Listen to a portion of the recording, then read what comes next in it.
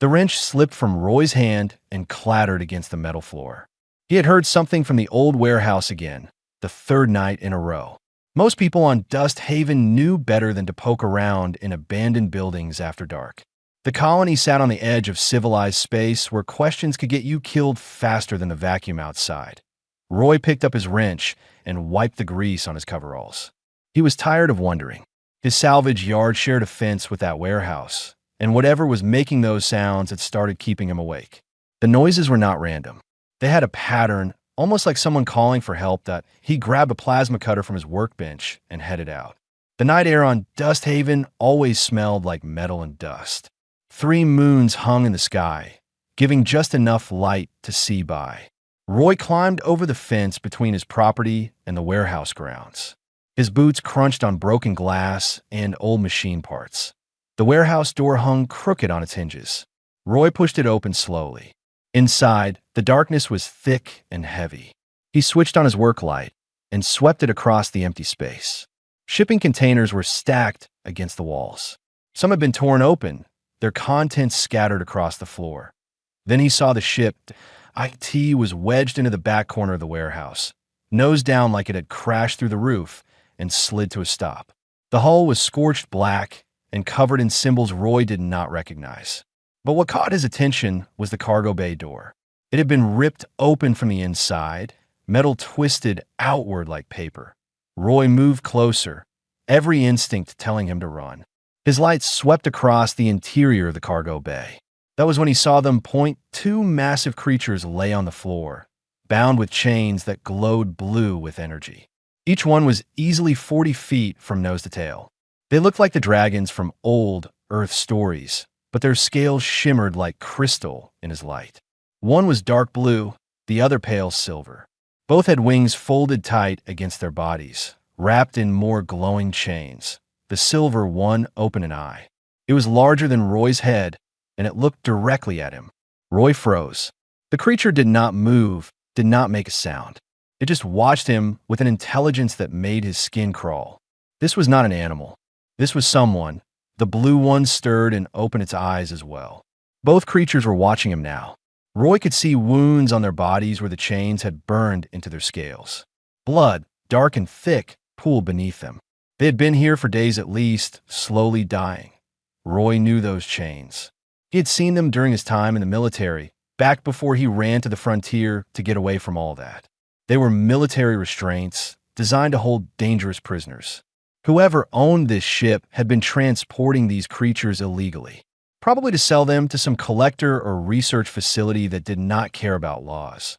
The smart thing would be to walk away, report it to colony security, and let them handle it. But Roy had not done the smart thing in a long time. That was why he was here, fixing broken machines on a rock in the middle of nowhere instead of collecting a pension somewhere comfortable. He approached the silver creature slowly. Its eye followed him, but did not struggle. Roy examined the restraint system. The chains were connected to a control box attached to the ship's power supply. Standard military design, meant to be tamper-proof. But Roy had never met a lock he could not crack. That he pulled out his tools and got to work. The creatures watched in silence as he bypassed the security systems one by one. It took him 20 minutes to disable the main power flow. The chains dimmed and went dark. The moment they did, both creatures began to move. Roy stumbled backward as they broke free of the chains completely. Metal links shattered and fell to the floor. The blue one stood first, stretching wings that scraped the ceiling. The silver one followed, moving more slowly. They were weak from their captivity, but still terrifying in their size and power. Roy waited for them to attack him or fly away. Instead, the silver one lowered its massive head until it was level with Roy's face. He could feel heat radiating from its scales. Then something happened that Roy would never be able to fully explain to anyone. An image appeared in his mind, clear as day. It showed him freeing them from the chains, but the image was filled with a feeling of gratitude so strong it made his chest ache. The creature was thanking him. The blue one made a low rumbling sound and touched its nose to Roy's shoulder, gentle despite its eyes. Another image filled his mind, this one showing the 2 of them flying through space between stars. Then the image changed to show them both collapsing, exhausted and hurt. They needed help. They needed somewhere safe to recover.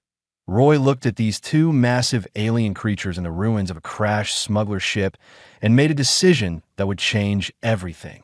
He pointed toward his salvage yard. Both creatures looked where he pointed, then back at him. The silver one dipped its head in what looked like a nod. They followed him out of the warehouse and across the yard to his workshop. Roy opened the large bay doors, the ones he used for bringing in ship parts. Both creatures squeezed inside and immediately collapsed onto the floor. Their breathing was labored, their wounds worse than Roy had thought. He looked at them lying there in his workshop, bleeding and barely conscious. He had no idea what he had just gotten himself into. But as he grabbed his medical supplies and got to work cleaning their wounds, he knew one thing for certain: he was not going to let them die. 3 days had passed since Roy brought the creatures into his workshop. He had not slept much. Every few hours he checked their wounds, changed their bandages, and made sure they were still breathing. On the second day, the silver one had opened its eyes and projected another image into his mind. This time it showed a name, or at least the closest thing to a name that Roy could understand. Solmira, the blue one, was Terrence. They were twins, hatched from the same egg in a place Roy could not quite picture. The images they sent him were beautiful and strange, showing worlds he had never imagined. But more than that, they showed him feelings. When Solmira looked at Terrence, Roy felt a bond so deep it made his own loneliness hurt worse. By the third day, both creatures could stand. They moved around his workshop carefully, testing their strength. Roy had sealed the bay doors and hung tarps over the windows.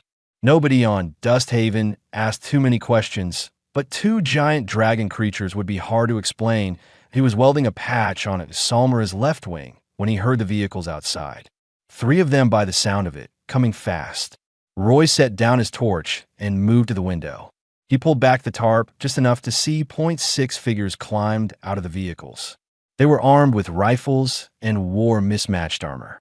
Bounty hunters or hired thugs. Roy could tell by the way they moved. The leader was tall and reptilian, with purple scales and cold yellow eyes. A Valorian, if Roy remembered his species correctly. The Valorian pointed at Roy's workshop and barked orders. His crew spread out, surrounding the building. Roy's stomach dropped. They had found him faster than he expected. Terrence and Solmira moved up behind Roy, silent despite their size. They had sensed the danger. Solmira sent him an image of the Valorian, and with it came a feeling of recognition. She had seen this one before, probably on the ship that had captured them. Roy grabbed his plasma rifle from the wall and checked the charge. It was old military issue, one of the few things he had kept from his past life. He looked at the twins. They were still weak, still healing. But when Terrence met his eyes, Roy saw determination there. They would fight if they had to. The Valorian's voice boomed through a speaker. "Human mechanic, we know you have our property. Return the specimens, and we will leave you in peace. Refuse, and we burn this place down with you inside." Roy moved to the door panel and hit the intercom button. "I do not know what you're talking about. I run a salvage yard, not a zoo." The Valorian laughed. It was not a pleasant sound. "We tracked them here 3 days ago. Did you really think you could hide them? My name is Grish, and I have been hunting valuable specimens for 20 years. I always get what I came for." Roy looked back at Solmira and Terrence. They were not specimens. They were not property. They were people, as much as any human or alien he had ever met. He had seen too much of what happened when powerful beings treated others as objects to own and trade that he hit the intercom again. "Then I guess you're going to have a bad day, because they are not leaving with you." Grish stopped laughing. "So be it. Kill the human, capture the specimens." The hunters opened fire. Plasma bolts slammed into the workshop walls. Roy dove behind a workbench as the windows exploded inward. Glass and metal rained down. He returned fire, dropping one hunter who had gotten too close to the door. Then Solmira roared. The sound shook the entire building. She lunged forward, and Roy saw what these creatures could really do. Her mouth opened, and a beam of pure white light shot out. It hit the ground in front of 2 hunters and turned the dirt to glass in an instant. They scrambled backward, screaming. Terrence followed his sister through the broken doorway. His scales seemed to shimmer, and then plasma bolts started bouncing off him like rain off a shield. He swept his tail in a wide arc, sending two more hunters flying into a stack of metal containers. Roy ran out after them, using the chaos to his advantage. He had rigged his salvage yard with traps and fail-safes over the years, old habits from his military days. He hit a button on his wrist device, and 3 power cells he had planted around the yard overloaded at once. The electromagnetic pulse knocked out the hunter's weapons and communications. Grish fired a different kind of weapon, something older that did not rely on electronics. The bullet caught Terrence in the shoulder, and the dragon stumbled. Roy shot Grish in the leg before he could fire again. The Valorian went down hard. The remaining hunters realized they were outmatched. They grabbed their wounded leader and retreated to their vehicles. Grish pointed at Roy as they dragged him away. "This is not over, human. I will come back with an army if I have to. Those creatures are worth more than your entire pathetic colony." The vehicles roared away, leaving tracks in the dust. Roy lowered his rifle and looked at the damage. His workshop was half destroyed. Scorch marks covered the walls. 3 of the hunters lay unconscious in his yard. He would have to tie them up and leave them somewhere for colony security to find. Solmira limped back to him and lowered her head. She sent him an image of the 3 of them standing together, united. With it came a feeling of gratitude and something else. Family. That night, after Roy had patched up Terrence's shoulder and cleared away the worst of the damage, the twins showed him something new. Solmira projected images directly into his mind, more detailed than before. She showed him their home, a ship hidden in the asteroid field beyond the colony. She showed him their people, the Valkyrie, ancient and few in number. And then she showed him why they had been captured. Why hunters like Grish would never stop coming. Because the twins were not just rare creatures. They were guardians of something that every power in the galaxy would kill to possess. Roy followed Solmira and Terrence through the asteroid field in his small maintenance shuttle. They had left Dust Haven before dawn, while most of the colony was still asleep. The twins flew ahead of him, their wings moving with grace despite their injuries. Watching them fly free made something in Roy's chest feel lighter. They led him to an asteroid that looked like any other, pitted and gray and unremarkable. But as they approached, Roy saw the shimmer of a cloaking field. It dropped away as they got closer, revealing a ship unlike anything he had ever seen. It was not built so much as grown, with organic curves that flowed into mechanical structures. The hull seemed to breathe. Roy docked his shuttle and followed the twins inside. The interior was warm and lit by a soft golden glow that seemed to come from the walls themselves. Everything was too large for humans, designed for creatures the size of Terrence and Solmira. But there were smaller spaces too, rooms and passages that suggested the Valkyrie had once worked with other species.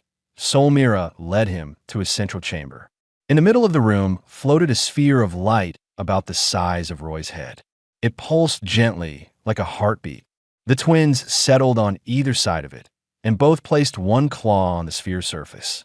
Images flooded Roy's mind, faster and clearer than anything they had shared before, that he saw the universe as the Valkyrie knew it. He saw stars being born, but not the way human scientists understood it. These births happened in a specific place, a pocket of space that existed between dimensions. The nursery of eternal dawn, Solmira called it. That was where stars came into being, where they gained their consciousness before entering the physical universe. Roy wanted to interrupt, to say that stars were not conscious. But the images kept coming, and he saw proof. He saw young stars playing together like children, their light flickering with joy and curiosity. He saw them learning, growing, preparing for the long, lonely lives they would lead once they took their places in the cosmos. The Valkyrie had discovered the nursery 12 million years ago. They had been explorers then, curious and young as a species. But what they found changed them forever. The protostars were vulnerable, barely held together by gravity and nuclear forces they were still learning to control. They could be captured, contained, controlled. Terrence showed Roy what would happen if someone possessed a living star. They could power weapons that would make planets burn. They could hold entire systems hostage. Or worse, they could enslave a conscious being that had never known freedom, chain it before it even understood what chains were. The Valkyrie made a choice. They would guard the nursery. They would keep its location secret. They would dedicate their entire species to protecting these cosmic children. For 12 million years, they succeeded. Civilizations rose and fell. Empires searched for the nursery and found nothing. The Valkyrie made themselves fewer, harder to find, sacrificing their own growth to maintain the secret. Now only Solmira and Taranth remained, the last of their kind. Roy pulled away from the sphere, his mind reeling. He sat down hard on the floor, trying to process what he had just learned.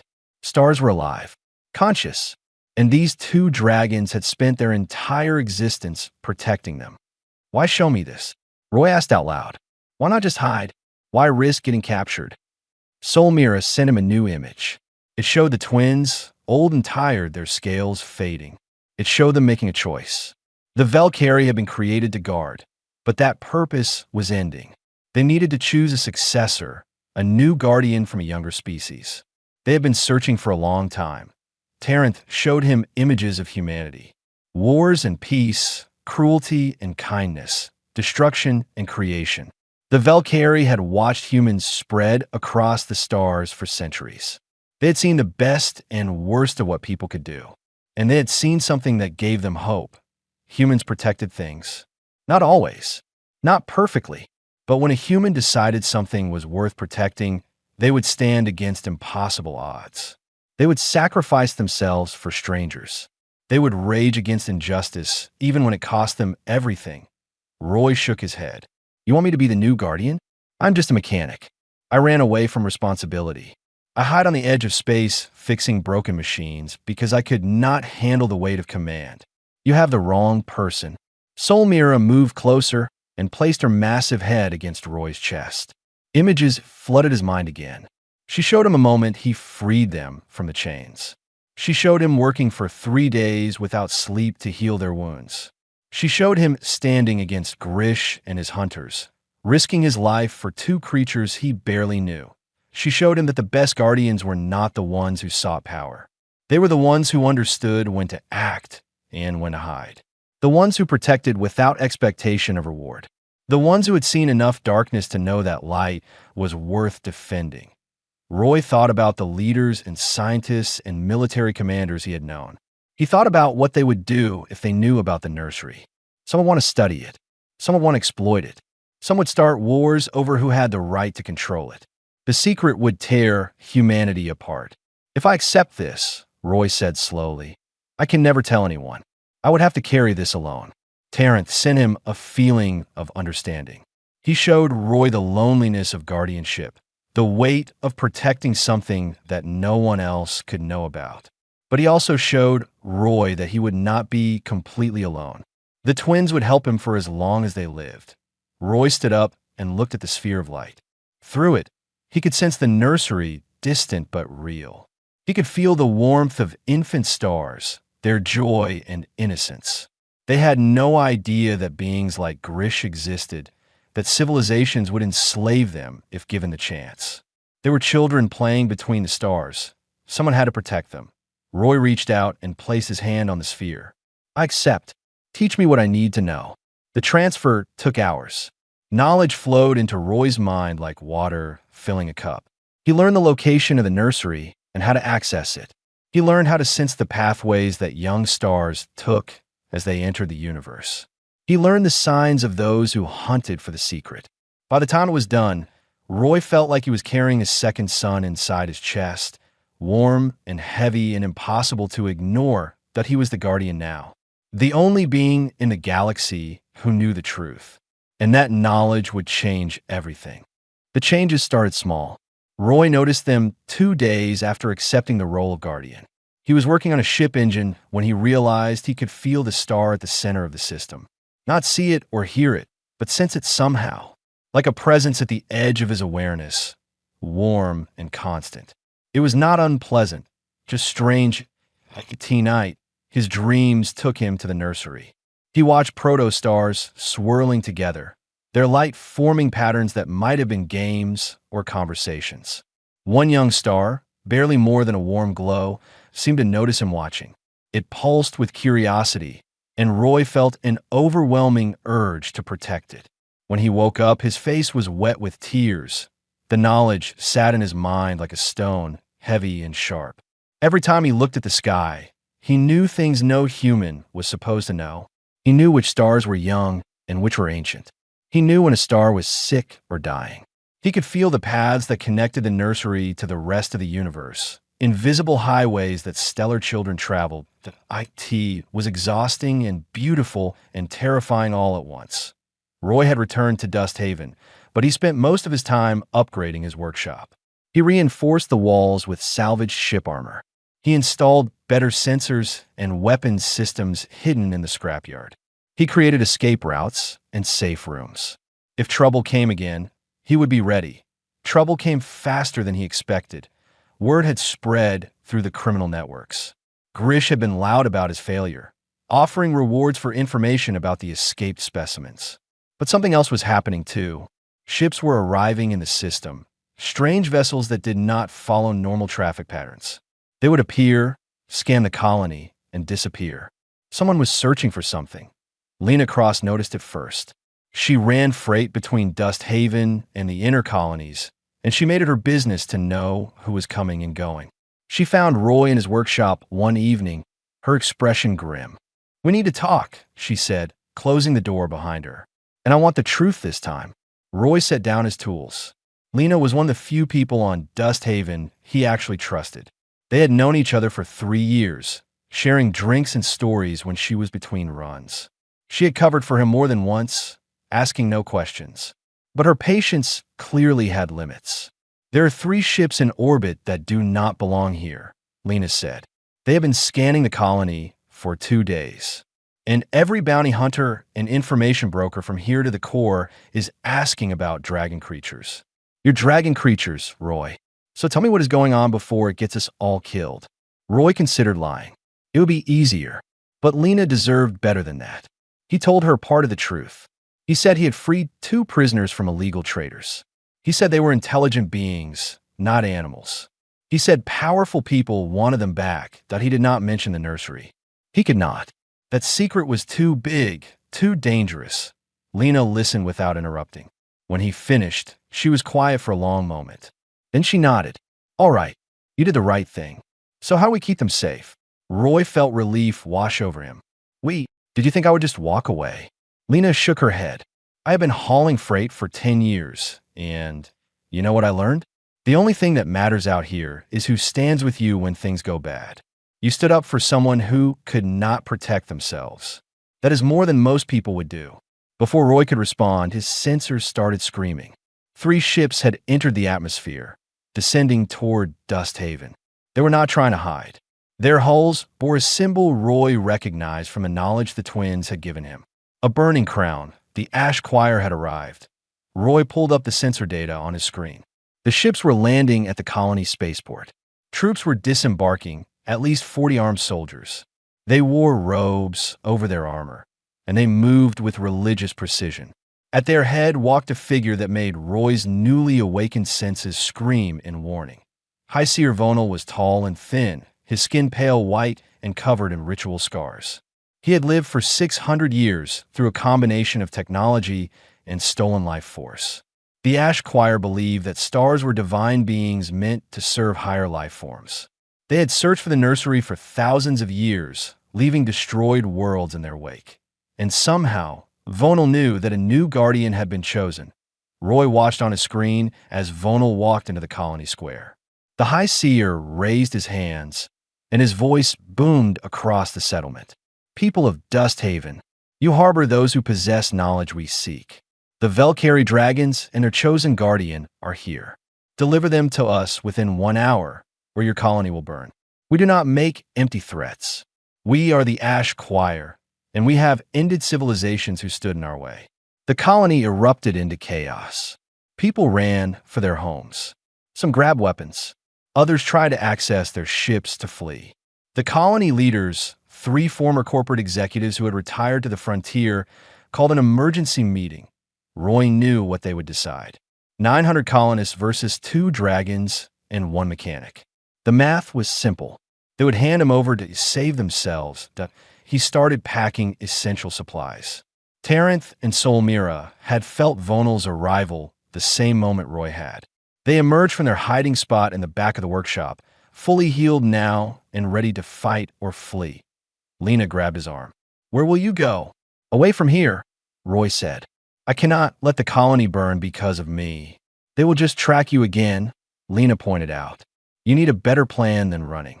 Roy looked at the dragons, then at his workshop, then at Lena. He thought about the protostars in the nursery, playing without knowledge of the danger that hunted them. He thought about Vonal, who would capture those stellar children and chain them to his will. Running would not work. Hiding would not work. Vonal would tear apart this entire region of space to find the Guardian.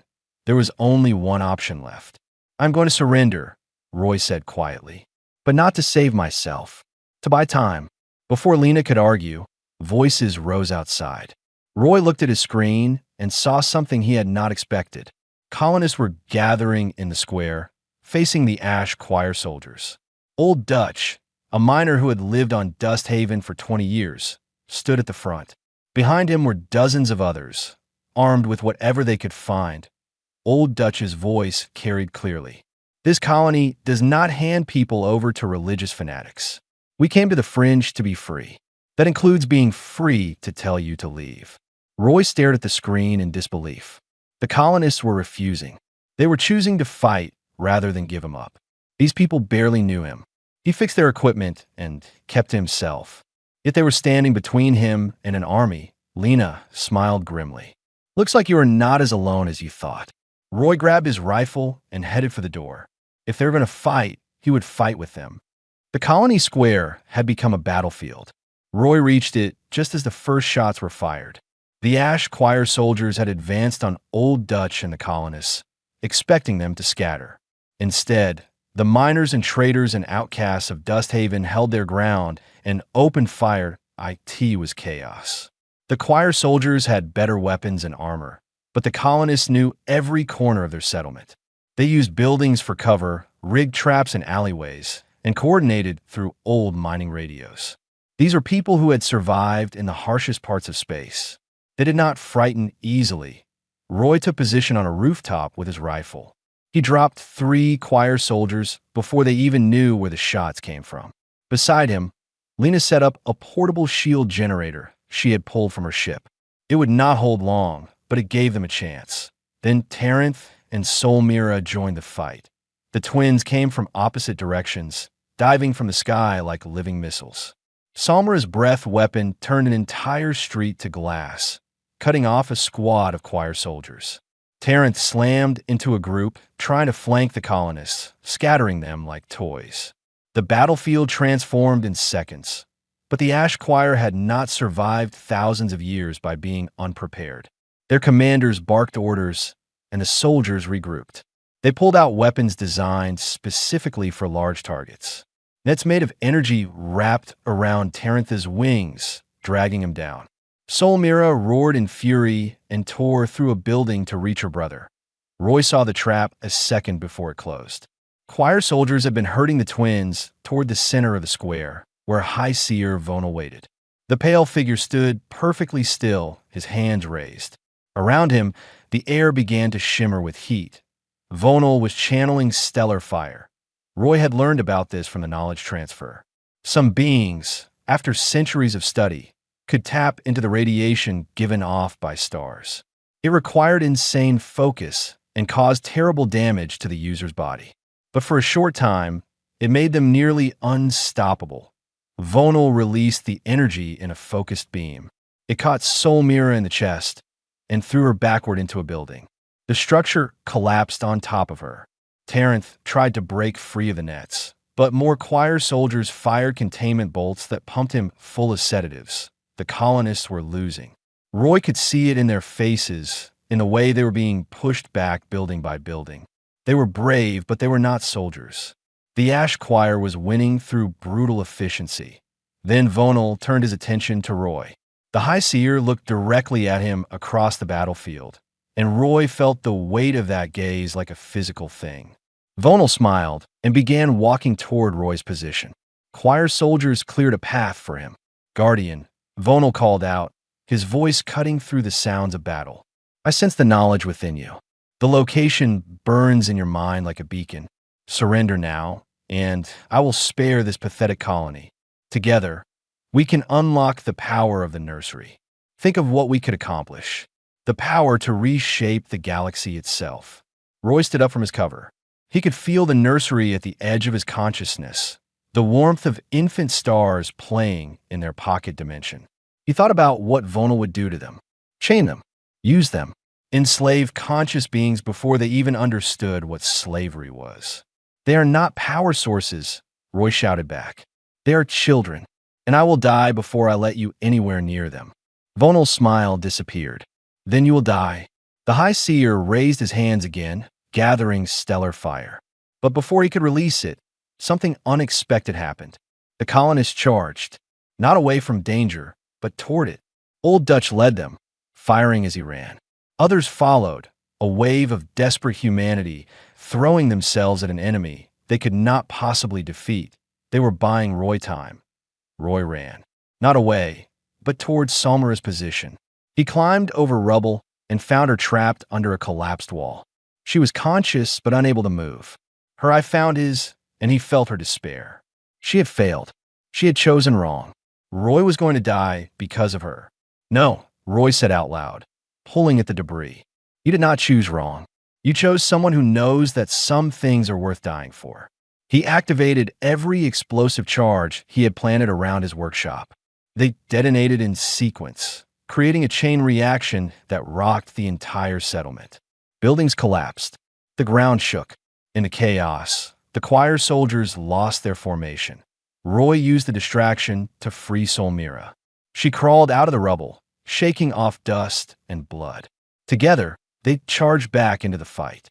Solmira grabbed Terrence in her claws and tore the nets off him. The twins stood side by side, wounded but defiant. Vonal was furious now. He abandoned his troops and came directly for Roy. The High Seer moved with impossible speed, crossing the battlefield in seconds.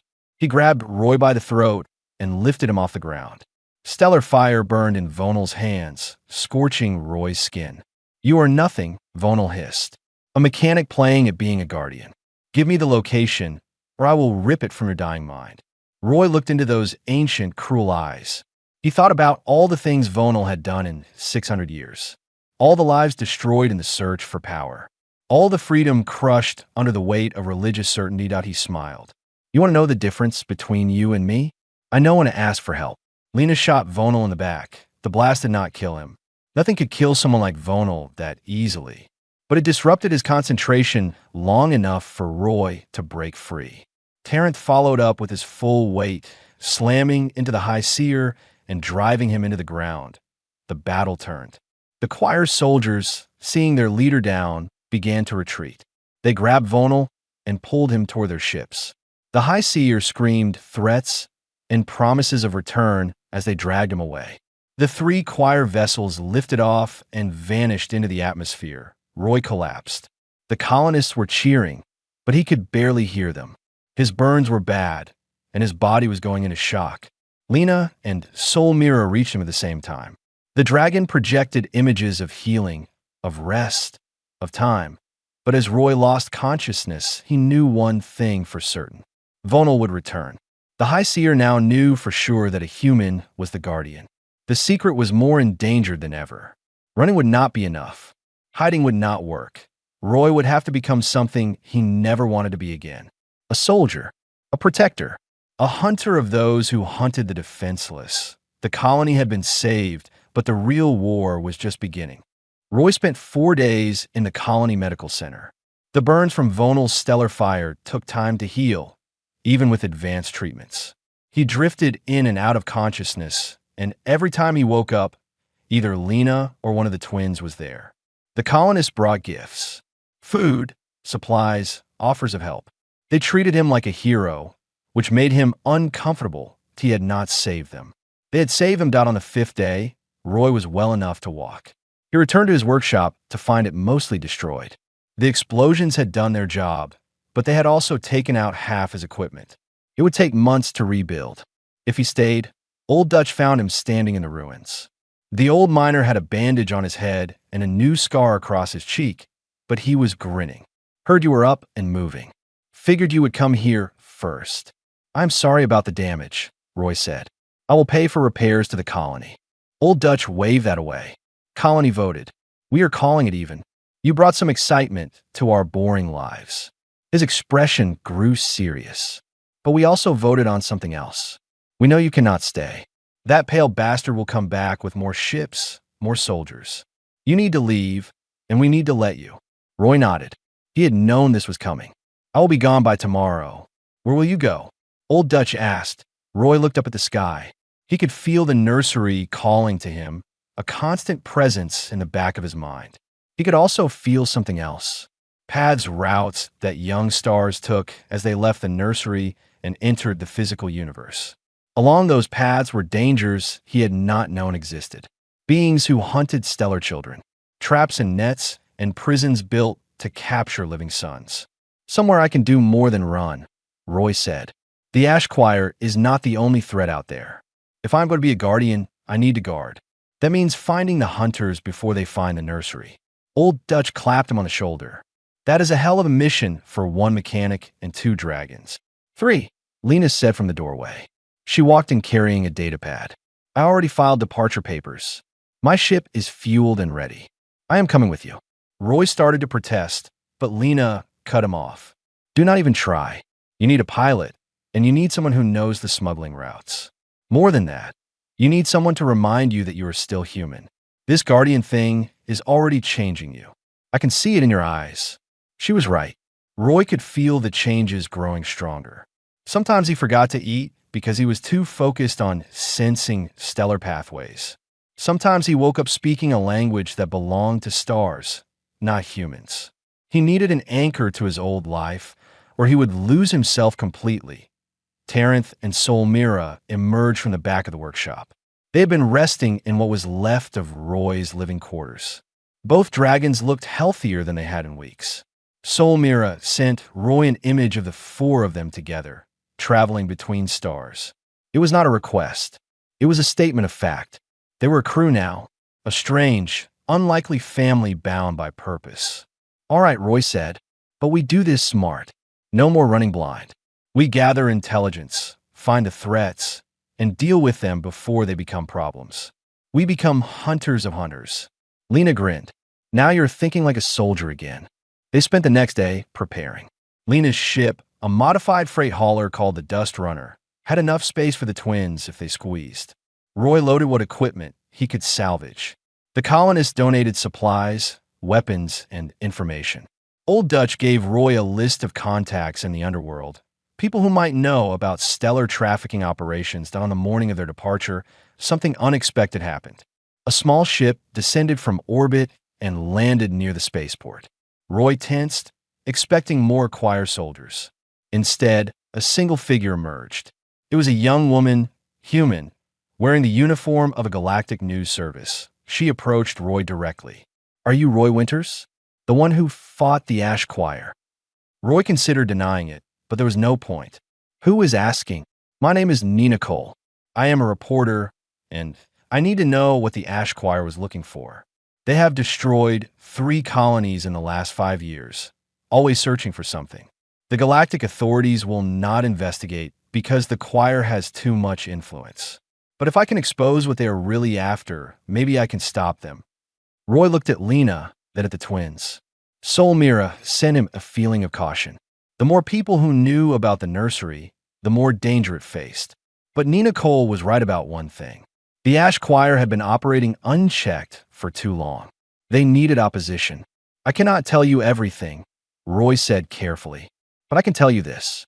The Ash Choir is searching for a source of power they believe will let them control the galaxy. They are willing to enslave innocent beings to get it. Someone needs to stop them. Nina's eyes lit up. Will you go on record with that? No, Roy said, but I can give you evidence of their crimes. Recordings from the battle. Testimony from colonists. proof that they threaten civilian populations. Use it however you want, but leave my name out of it. Nina agreed. Roy spent an hour transferring data to her. It was not the whole truth, but it was enough to make the Ash Choir's activities public. Maybe it would slow them down. Maybe it would turn galactic opinion against them. Or maybe it would just paint a bigger target on Roy's back. Either way, it was the right thing to do. The Dust Runner lifted off that afternoon. Roy stood in the cockpit beside Lena, watching Dust Haven shrink behind them. The colony looked small and fragile against the darkness of space. He had lived there for 3 years, hiding from his past. Now he was leaving to face a future he could never have imagined. Terrence settled in the cargo bay, his massive form somehow fitting into the space. Solmira perched near the cockpit entrance, her eyes reflecting starlight. She sent Roy an image of their destination, a system where rumors spoke of captured protostars, imprisoned before they could fully form. That IT would be their first mission, their first chance to actually protect instead of just survive. Lena plotted the jump coordinates. So this is really happening. We're going to hunt criminals across the galaxy, free enslaved stars, and probably get killed by religious fanatics. Did I miss anything? Roy smiled. It felt strange on his face, like he had forgotten how. That about covers it. Good, Lena said. I was getting bored with freight hauling anyway. As they jumped to hyperspace, Roy let his new senses expand. He could feel the nursery, distant but always present. He could feel the pathways that young stars traveled. He could sense dangers he had never known existed. The weight of it should have crushed him. Instead, it felt like purpose. He was Roy Winters, mechanic, soldier, and now guardian of the birthplace of stars. He would spend the rest of his life protecting beings most of the galaxy did not even know existed. He would fight in shadows, win battles no one would know about, and carry secrets that would die with him. IT was a lonely path, an impossible mission, but he would not walk it alone. He had Lena, who stood with him without understanding why. He had Terrence and Solmira, the last of their kind who had chosen to help him carry the burden. Together, they would hunt those who hunted the defenseless. They would stand between predators and prey. They would protect the children of the cosmos. In the cargo bay, Solmira projected one final image into Roy's mind. It showed a young protostar, the one that had noticed him during his first visit to the nursery. The stellar child pulsed with joy and curiosity, completely unaware of the dangers that sought it. It played among its siblings, innocent and free. That was worth protecting. That was worth everything. Roy looked out at the stars rushing past the viewport. Each one had once been a child in the nursery. Each one had been vulnerable and new. Someone had protected them long enough for them to become what they were now. Lights in the darkness. Warmth for planets that would someday hold life. Now, it was Roy's turn to be that protection. Not because he was special or powerful or wise, but because someone had to do it, and he had been the one to say yes. The journey was just beginning, but for the first time in years, Roy felt like he was exactly where he needed to be. Doing exactly what he was meant to do. Guarding the light. Protecting the future. Standing watch over the children of stars.